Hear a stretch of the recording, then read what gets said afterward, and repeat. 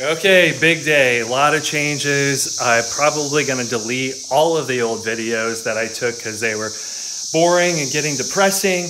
Long story short, I took a motor out that I thought was bad, put in a new motor, same issue, dead cylinder number one. Turns out I fried the ECU's injector driver, which somehow still allowed it to run on 7 cylinders. So wild, but MS3 Pro sent me a new ECU, short notice, and then they're gonna repair my old one, and then I'll have a spare or for that car. So that was cool. It runs. It now has an aluminum LS3 forged internals, LS3 heads, nothing crazy with them, just some springs and stuff. And that's about it. And I haven't driven it since then. And we're gonna drive it an hour-ish, hour and a half to an airstrip that is doing testing tonight and 8th Mile No Prep Racing. So, race week style, I have it loaded up with tools, got to fill up with some fuel on the way, and it's all in here. That's map lighting for when we're driving at night and need to read the instructions at race week. Computer to do some tuning along the way. And say a little prayer.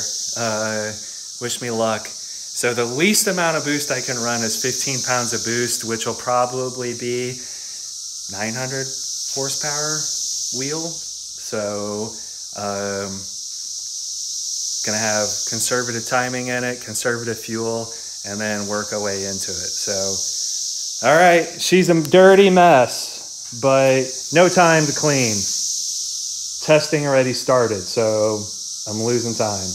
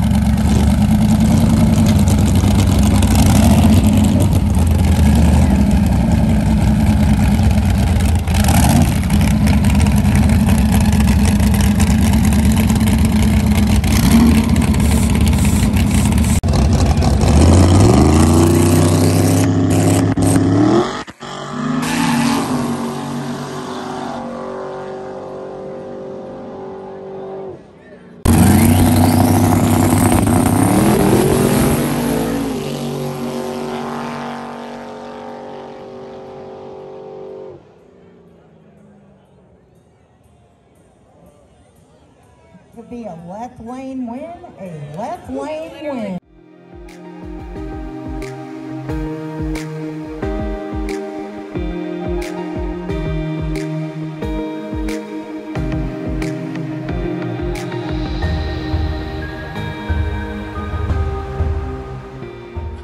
Are you going already? I didn't hear it. So I'm supposed to give an update on my car. We raced on Friday night. Did okay. You would have seen the videos already. Lost in the semifinals. Car leaned out and hit my safety feature, safety cuts. I thought I was too aggressive on the lean out, but in hindsight it was probably a good idea because it drove like garbage the whole way home, hour and a half home.